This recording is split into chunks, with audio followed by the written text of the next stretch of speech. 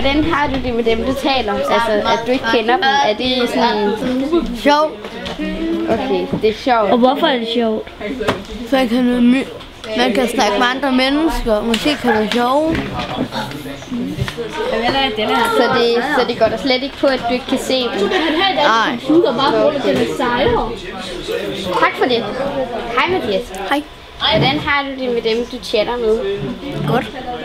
Har du et godt forhold til dem? De skriver ikke grimme ting til hinanden? Jeg ved ikke, hvorfor jeg ikke Chatter du enkeltvis med nogen, eller chatter du med alle? Jeg chatter enkeltvis. Har du også skrevet engelsk med nogen? Ikke nu. Okay, har du kun med dansker? Nej, ikke kun dansk. Går det der slet ikke på, at de kan se og høre dem, du snakker med? Tak for det.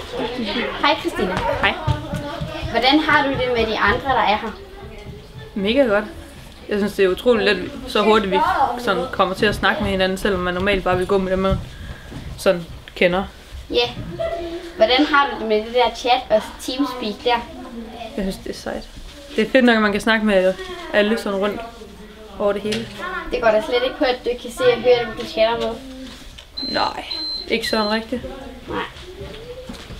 Har du prøvet det der Teamspeak? Nej. I chatten er der så nogen, der skriver grimme ting til hinanden? Altså, har du oplevet, at de skriver grimme ting til hinanden, når det er enkeltvis? Nej, jeg synes, det er sådan rimelig stille og roligt. Folk tager det rimelig seriøst. Okay. Hvordan har du det med børnene? Stille og roligt. De opfører sig som regel pænt. Er der nogle søde børn, der er her? Det er det, ja. De er meget hjælpsomme. Har du prøvet det der Teamspeak?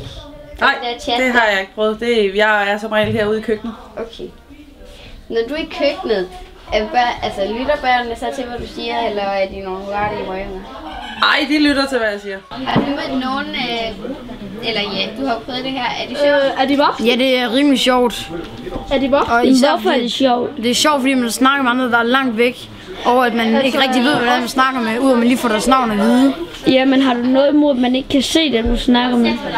Nej, det har jeg faktisk ikke. Jeg synes det faktisk, det er meget rart. Jamen, hvis du ikke ved, hvem det er, hvordan kan du så stole på, om man ikke siger det videre, du har snakket med ham om?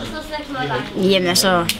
Snakker man om sådan personlige ting, som og de voksne, der nej, kan høre os, eller hvad for nogle venner, du har? Jeg er lige kommet, så nej, ikke så meget. Men hvad snakker I om? Vi snakker vel om alt muligt. Vi ser, hvem der er i røret. For eksempel Stefan og Nikolaj. Vi har lige snakket med Nikolaj. Og hvem er Nikolaj? Ja, det ved jeg så ikke endnu. Hej. Hvordan har I det med forholdet til dem, I snakker med? For eksempel Teamspeak eller på chatten eller sådan noget? Nogle gange kunne det godt være, hvis det er, man er inde på engelsk, så tror jeg nok, at det godt kunne være meget rart at vide, hvad det er, de siger. Sådan at vi ikke hele tiden behøver at huske alt det, vi har lært i skolen. Så du kan godt tænke dig undertekster? Ja, det tror jeg nok. Nå ja. Og nu går han så ud, og så er det der, det er hans ven.